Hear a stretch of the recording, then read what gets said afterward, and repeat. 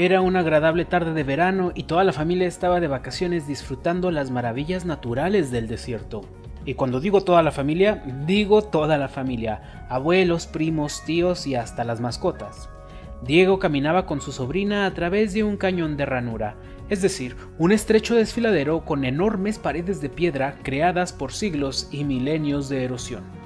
Diego llevaba de la mano a la más pequeña de sus sobrinas, Moni, una niña de 3 años, alegre, inteligente, pero de temperamento bastante fuerte.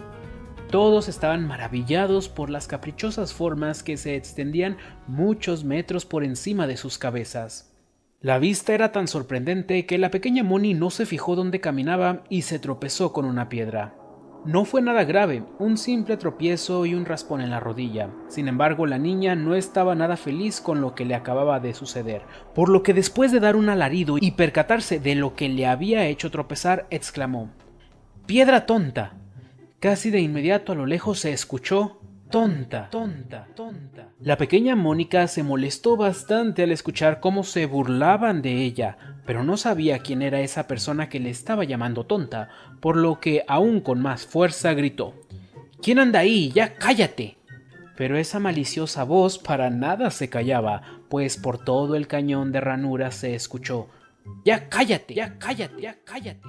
Luchaba con todas sus fuerzas para que no le salieran lágrimas de los ojos, pero esas lágrimas no eran por el dolor de su caída, sino por la forma burlesca con la que la estaban imitando. Así que, como una forma de ventilar ese malestar, volvió a gritar: «¡Eres mala! ¡Te odio!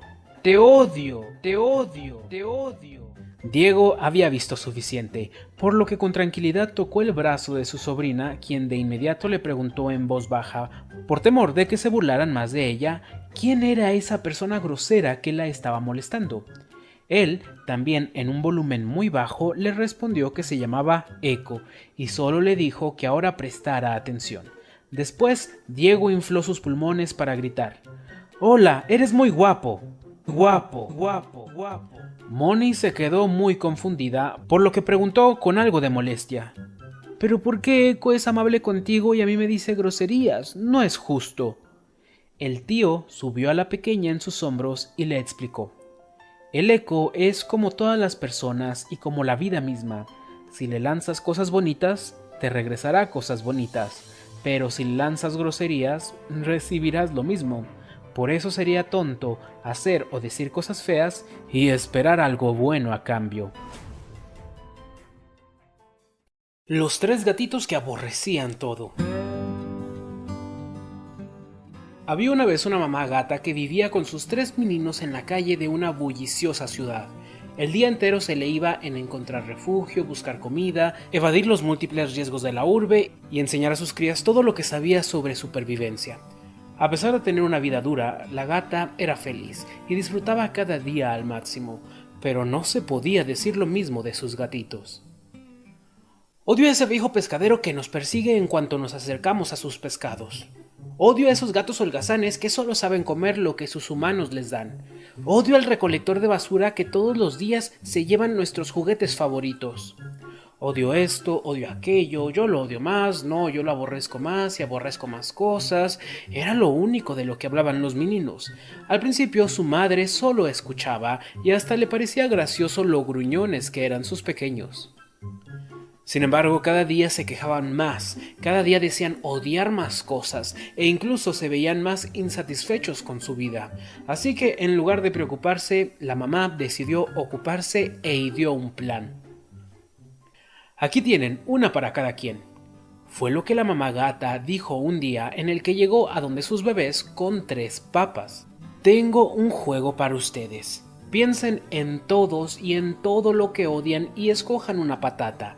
El que más desprecio tenga debe escoger la más grande y así sucesivamente». Los 3 empezaron a discutir. Todos se sentían merecedores de la papa más grande. Después de un rato y de enumerar uno a uno todo aquello que despreciaban, se decidió qué papa le tocaba a cada quien. «Muy bien, hijos. Ahora el juego es que a donde quiera que vayan, deben traer la papa que les tocó, ¿entendido?». Con alegría los pequeños gatos siguieron el juego propuesto por su mamá, pues a donde quiera que iban, cargaban con el tubérculo. Pero el gusto les duró muy poco. Jugar con eso en la boca era muy difícil. Trepar en las cajas de cartón que tanto adoraban era casi imposible, pero lo peor llegó unos días después, cuando la patata empezó a descomponerse. Comenzó a desprender un olor muy desagradable. Con los días se hizo aguada y dejaba un sabor horrible en el hocico cada que los meninos tomaban su carga. Bueno, hijos, ya pasaron muchos días desde que empezamos el juego. ¿Quieren seguir jugando? No, ya no, por favor, mamá, ya no, dijeron los tres gatos al mismo tiempo. Pero ¿por qué no? Recuerden que esto representa todo el odio que cargan en su corazón, para que también lo carguen en el exterior. Es que mamá, huele muy feo y sabe peor. Sí, mamá, mi hermanito tiene razón, pero es incluso peor para mí que me tocó la papa más pesada, pues yo soy el que termina más cansado. Contenta por los resultados, la mamá gata decidió revelar a sus hijos el significado oculto del juego. Está bien, hijos, pero deben saber algo. Es lo mismo que pasa con el odio. Al principio puede parecer normal guardar resentimiento en el corazón, pero al igual que con la patata, el odio se empieza a volver rancio, soltando una pestilencia que aleja a todos de ti. Desprende un veneno que te deja el sabor más desagradable en la boca y se vuelve una carga que te cansa y te debilita. ¿Eso es lo que quieren? ¿Guardar tanto odio hasta que les pase todo esto? ¿O en cambio prefieren ir a tirar esta patata podrida junto con sus odios podridos? Sin perder tiempo, los meninos corrieron a deshacerse de ese vegetal descompuesto, pero quedándose con un gran aprendizaje, el de aprender a tirar a la basura los resentimientos de la misma forma que se tira cualquier otra cosa que solo te contamina. Culpaba a su madre de su mala vida hasta que se escuchó un estruendoso azote por toda la casa. Era el sonido que hizo la puerta de la habitación de Mary al ser golpeada con toda la fuerza de la muchacha. Acababa de tener una acalorada discusión con su madre. Se tiró boca abajo sobre la cama con la cara enterrada entre las almohadas y sábanas que se empezaron a mojar de tantas lágrimas que derramaba. Ya no soportaba a su madre. Solo sabía reclamarle por no ser un estudiante modelo y por no ayudar en casa. Pero qué tonta y mala es mi madre, pensaba Mary. Solo sabe quejarse de mí, pero no se da cuenta que todo es su culpa. Ella me ha orillado a todo lo malo que soy y hago. Cuando era niña nunca jugó conmigo, nunca me dio un abrazo. Siempre estaba ocupada trabajando y cuando yo necesitaba que me ayudara no estaba para mí. Se divorció de mi padre cuando tenía solamente 3 años sin importarle lo que yo opinara y lo mucho que me dolió no volverlo a ver nunca más. Ella no sabe el daño que me ha hecho al dejarme sin padre y sin madre porque nunca lo supo ser. Y ahora que tengo 19 años quiere venir a educarme y controlarme, pero ¿quién se ha creído? Mary lloró y pensó hasta perder la noción del tiempo. De la nada un impulso la hizo levantarse de la cama. Se limpió la cara, se maquilló, se puso su mejor ropa y a escondidas tomó el carro de su madre y salió a divertirse. Estuvo toda la noche en fiestas y bares, haciendo lo que todas las personas desdichadas hacen para intentar adormecer sus mentes y su dolor, pero que al final solo les causa más penas. Faltaba poco para que amaneciera. Mary manejaba de regreso a su casa pensando en lo preocupada y enojada que estaría su madre. Eso la hacía sentir satisfecha. Sin embargo, sus sentidos estaban entumecidos. Parecía como si la carretera se moviera y cambiara de forma, y como si sus manos se retrasaran al momento de responder a sus órdenes. No supo bien qué pasó, solo sintió un fuerte impacto y todo se volvió negro. Cuando abrió los ojos, frente a ella estaba el auto de su madre destrozado, una ambulancia y unos paramédicos colocando una sábana blanca sobre el rostro de una chica de 19 años. Mary no podía creer lo que pasaba. Estaba en shock, hasta que escuchó una voz detrás de ella diciendo: «Aún tenías mucho que hacer, pero tus decisiones han determinado que tu camino termine aquí. Ven conmigo, este ya no es tu lugar». La chica se dio la vuelta y se dio cuenta que esas palabras fueron pronunciadas por una figura oscura. Mary no sabía si eso era una sombra o una persona cubierta con la tela más negra del mundo, pero tampoco le importaba descubrirlo, solo quería otra oportunidad, por lo que exclamó: «¿Pero de qué hablas? ¿Cómo que mis decisiones? Todo esto es culpa de esa mujer que no supo ser mi madre, y ahora yo soy quien tiene que pagar los platos rotos». Ve con ella. Ella es quien tiene que pagar por sus errores, no yo. Mari empezó a explicar al ser todo el daño que su madre le había hecho y cómo esto solo era el resultado de dicho daño. Está bien, comprobemos todo eso que dices, dijo aquella presencia. Después, un humo negro que parecía absorber toda la luz a su alrededor los cubrió a los dos. Después de unos instantes se disipó y estaban en el hogar donde había nacido Mari. Tenía pocos recuerdos de él, pues lo abandonó cuando tendría poco más de 4 años, pero lo recordaba muy bien. En ese lugar estaba una mujer y un hombre discutiendo. Ella acababa de descubrir que él, su esposo, tenía otra familia, con hijos mayores. El hombre le explicó con gritos y amenazas que no abandonaría a su primer familia, que esa mujer y la hija que había tenido con ella no habían sido más que un desliz, algo sin importancia comparado con los años que tenía con su otra mujer e hijos. Él se escudó diciendo que en un principio había intentado tener presencia en ambos hogares, pero ahora que ya se sabía todo tenía que elegir con quién quedarse y de quién alejarse para siempre, y su decisión estaba tomada. Las nubes negras los volvieron a envolver. Ahora se encontraban en la casa actual de Mari, pero era totalmente diferente. Era como cuando ella tenía 7 u 8 años, y ahí estaba la mujer de la escena pasada, pero un poco mayor, demacrada y delgada, pero sin dejar de trabajar con su máquina de coser.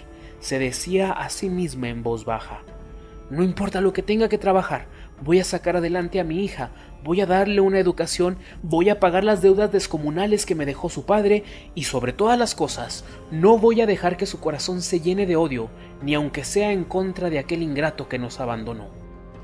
La garganta de Mari se cerró.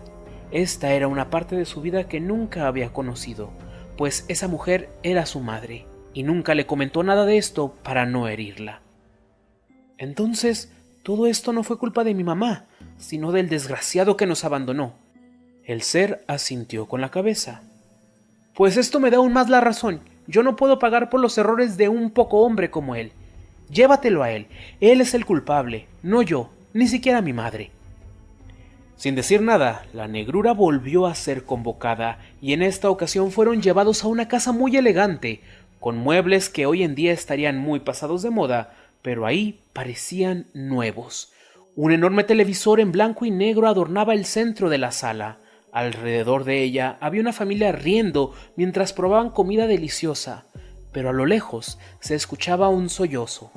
Mari lo siguió y la llevó a la cocina, donde se encontraba un niño solo, dolorosamente delgado, llorando tal vez de tristeza, tal vez de hambre. Y del otro lado de la puerta de la cocina escuchó a un par de empleadas domésticas hablando. ¿Quién es ese niño? ¿Por qué llora tanto? Es Nachito. No metas tus narices donde no te llaman. Pero bueno, si vas a trabajar aquí más vale que sepas qué es lo que está pasando. Él es el primer hijo de la señora Alvarado. Así es, la esposa del dueño.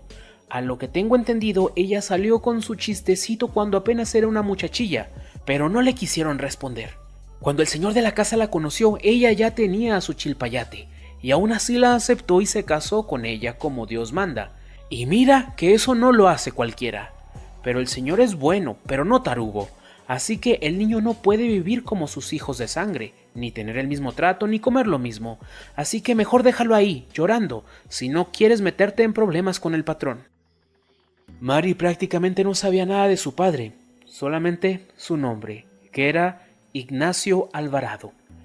Mari sentía una gran tristeza por ese niño, quería abrazarlo y protegerlo, y ahora que entendía que ese pobre niño crecería para ser su padre, dijo: «Esto no es justo, todo por culpa de ese hombre desalmado y de mi abuela por no defender a su hijo.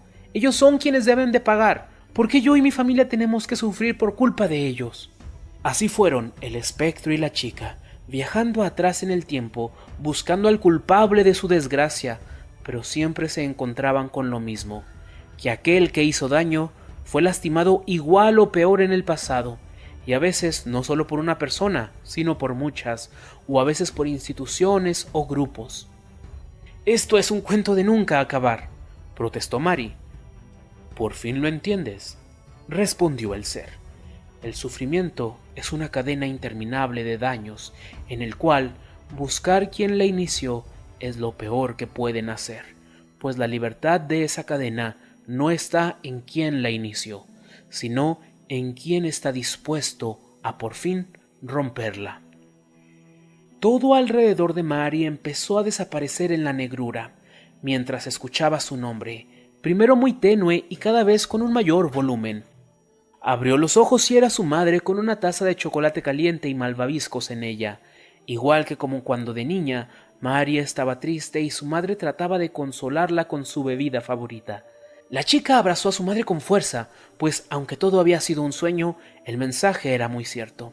Es por eso que se dispuso a romper esa cadena de rencor y resentimiento en lugar de perpetuarla con la excusa de los errores que otros cometieron.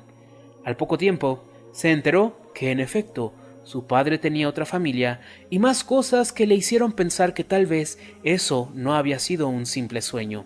Pero de lo que estaba segura y nunca olvidó fue que lo importante no es quién empieza un problema, sino quién está dispuesto a terminarlo. El hombre con la familia que se estaba quedando sorda. Samuel Gordillo era un hombre de 68 años. Tenía una vida bastante tranquila y feliz. Desde que se jubiló, pasaba prácticamente todo su tiempo en casa. Pero ese no era problema, pues él vivía con su esposa Ania, de 75 años, y sus hijos lo visitaban con bastante frecuencia para charlar con él. Ellos eran Nadia y Salvador, de 55 y 58 años respectivamente. Bueno, era evidente por las edades que no eran sus hijos biológicos. En realidad eran producto del primer matrimonio de Ania, pero aún así Samuel los quería y trataba como si fueran sus propios hijos. En general todo era excelente en la vida del sexagenario, pero había algo que le preocupaba, y es que parecía que su mujer estaba perdiendo la audición. Pero eso no era todo. Probablemente era algún problema genético, pues de vez en cuando notaba cosas que le hacían creer que Nadia y Salvador tampoco escuchaban muy bien.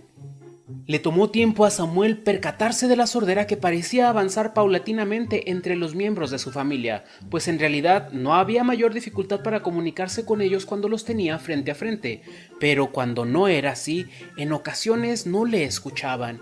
Preocupado, contactó a un viejo amigo que era médico y le contó su preocupación. El amigo le recomendó una prueba casera para comprobar qué tan avanzada estaba la hipoacusia de sus familiares, en especial la de su esposa. Invitó a don Samuel a que le preguntara algo a su mujer con un volumen de voz normal, como el que se utiliza en una conversación, pero que lo hiciera a 20 metros de distancia.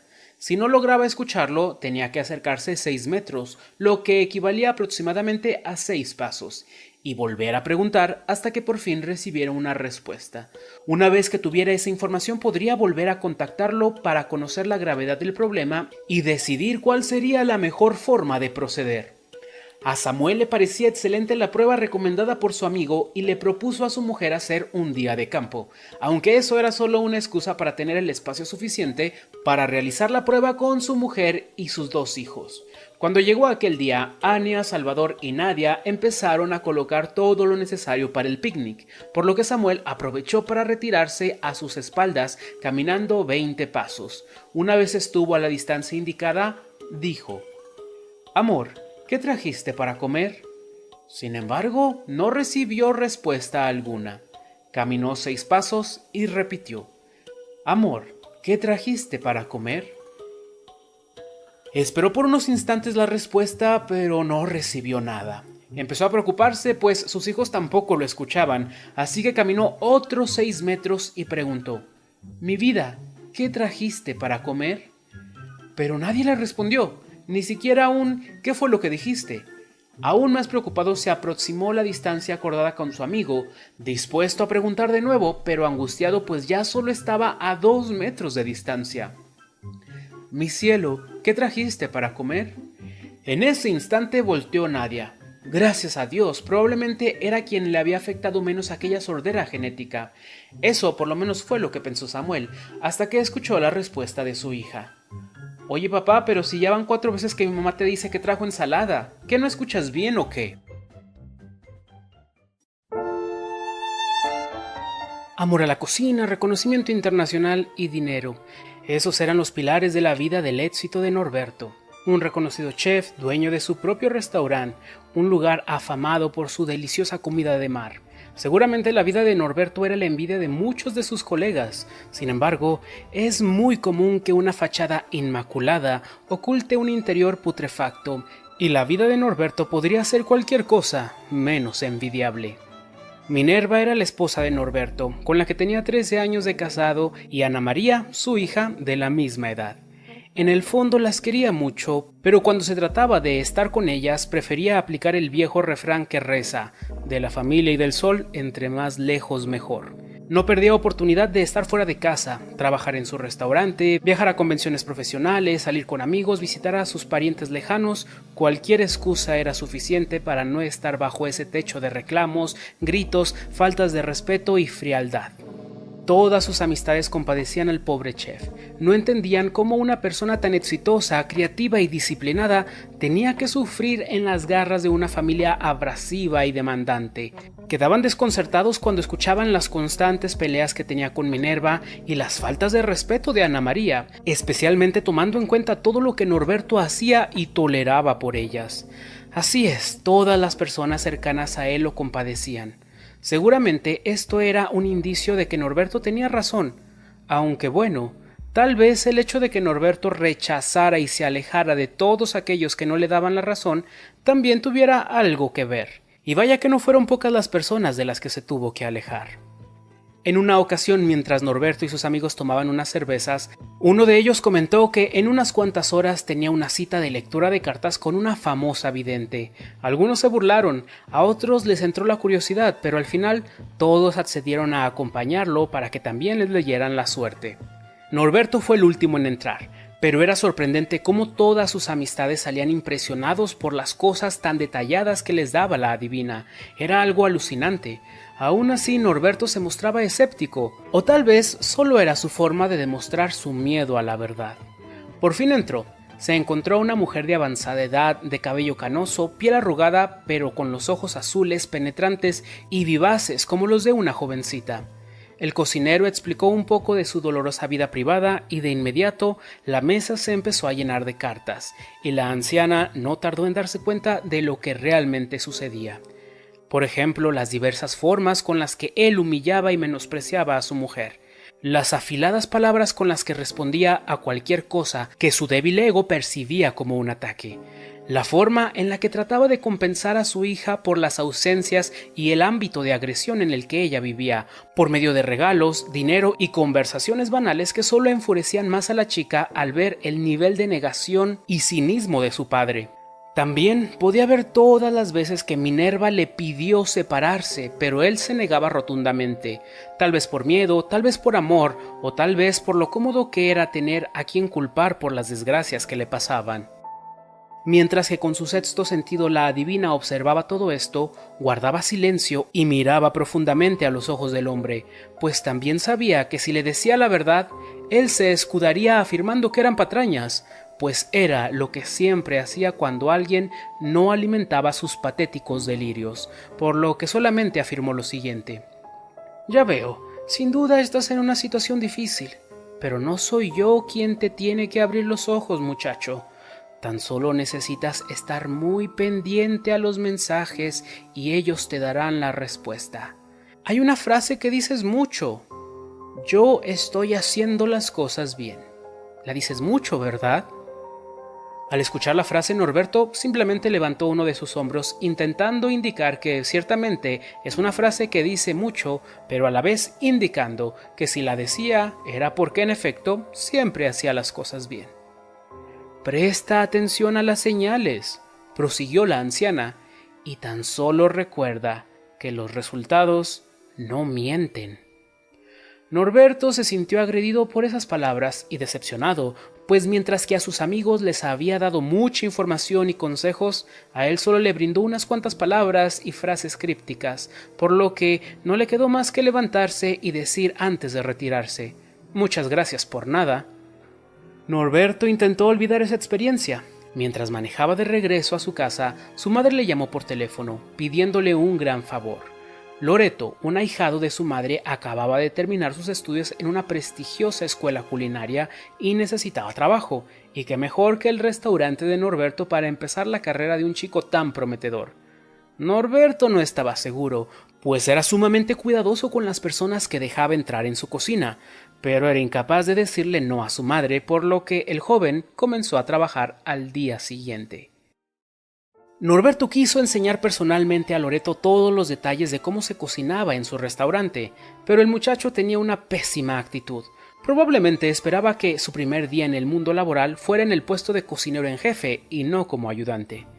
Norberto prefirió no prestarle mucha atención para evitar tener problemas con su madre. Sin embargo, una vez empezado el servicio, Norberto se percató que lo único peor que la actitud de Loreto era su trabajo. El recién graduado estaba a cargo del cocimiento de los mariscos y absolutamente todo lo que cocinaba le quedaba mal. Camarones, calamares y pulpo parecía que estuvieran hechos de goma, eran intragables. Norberto no estaba acostumbrado a tener esa clase de errores de principiante en su renombrada cocina, por lo que en lo absoluto permitió que esa comida sobrecocida llegara a las mesas de sus comensales. De inmediato regañó a Loreto y le exigió que lo volviera a hacer, pero de forma correcta. El jefe estaba molesto, sin embargo comprendía que ese tipo de cosas podían pasar de vez en cuando, especialmente en el primer día de trabajo. Sin embargo, inmediatamente Loreto volvió a cometer el mismo error.